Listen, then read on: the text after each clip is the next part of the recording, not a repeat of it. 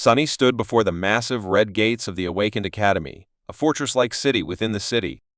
The walls were made of hard alloy, and the air suppression dome created by the turrets was designed to keep even colossal titans at bay.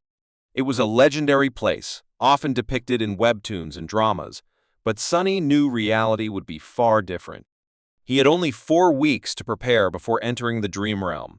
There was no time for romantic entanglements or rivalries. His focus was on survival. The snow fell softly around him, and the air was cold and silent. Beside him stood a tall, silver-haired girl, her gray eyes calm and detached. She wore headphones, lost in her music, exuding an air of quiet confidence. Sunny glanced at her, but decided against starting a conversation. His flaw made every interaction a potential risk. He sighed, wondering what her flaw might be, as the massive gates began to open. The thick metal bridge descended, and Sunny stepped forward, his determination hardening. Master Jet's advice echoed in his mind. She had warned him to keep his flaw and aspect secret, to focus on wilderness survival, and to get along with his peers. These weeks would be as challenging as his first nightmare, if not more. The silver-haired girl walked ahead, seemingly unfazed, and Sunny reluctantly followed. As they crossed the bridge, Sunny thought about Jet's words. The academy would offer many courses, but Jet had insisted he focus on wilderness survival. Fighting monsters was important, but dying of hunger or exposure would render all his combat skills useless. Sunny nodded to himself, resolving to learn what he could in the short time he had. The gates closed behind them with a loud clang, and Sunny took a deep breath. The academy was vast, its towering walls and advanced defenses a testament to its importance.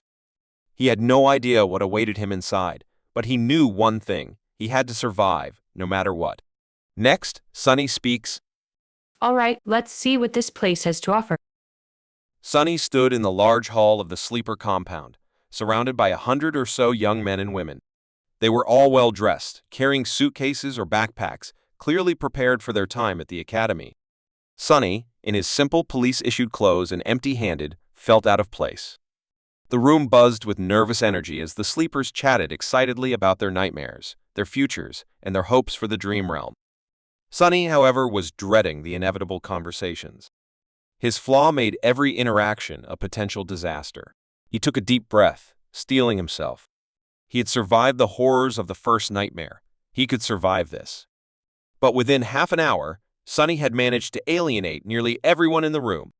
His blunt, unfiltered responses earned him a reputation as an obnoxious, foul-mouthed pervert. Slapped, punched, and ostracized, Sunny retreated to a quiet corner, his face bruised and blood dripping from his nose. Yet, despite the pain, he was smiling. In the chaos, he had discovered something vital. He could control his flaw. The flaw forced him to tell the truth, but he found that he could manipulate how that truth came out. By enduring a bit of pain, he could rephrase his answers to be less damaging.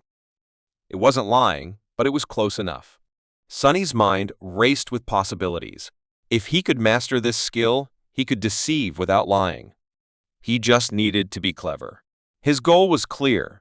He had to convince everyone that he was weak and unremarkable, someone who could never have a powerful aspect or true name.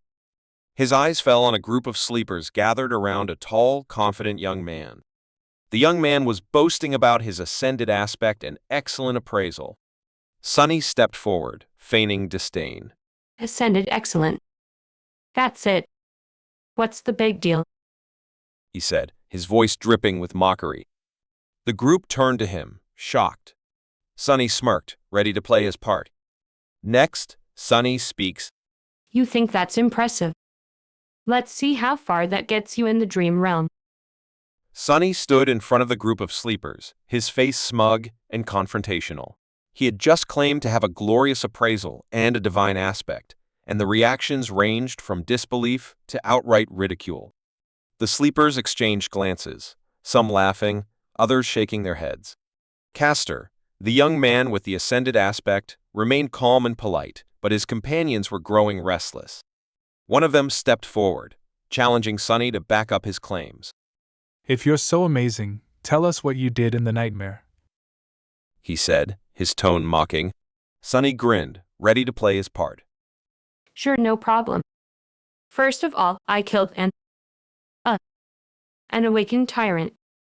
He said, pausing briefly as the flaw forced him to endure a moment of pain. The sleepers laughed, clearly not believing him. How did you kill it? Someone asked, their voice dripping with sarcasm. Sunny smirked. I didn't even have to lift a finger. I just spat, and it was torn to pieces. The room erupted in laughter, but Sunny didn't flinch. He was telling the truth, even if no one believed him. Castor, ever the diplomat, stepped in to calm the group. What else did you achieve?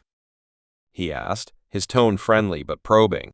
Sunny raised his chin, pretending to think. Oh, right. I also killed an awakened swordsman. All I had to do was shake my finger a couple of times. The sleepers were now openly mocking him, calling him insane and delusional. Sunny didn't care. He was playing his role perfectly. And let's not forget, he added. I communicated with a bunch of gods. One of them even woke up and blessed me. The room fell silent for a moment. Castor sighed, shaking his head. Well, in comparison to your achievements, mine do look rather average, He said, his tone polite but dismissive. Sunny smiled, knowing he had succeeded. As he walked away, he heard one of the sleepers ask Castor why he hadn't put Sunny in his place. Castor's response was calm and measured. Poor kid must have lost his mind in the nightmare. He'll likely die soon, so being kind is the least I can do. Sunny's smile widened. They thought he was weak, insane, and pathetic. Perfect. He had played his part flawlessly. Next, Sunny speaks. Just you wait, fools. One day I'll be the one laughing,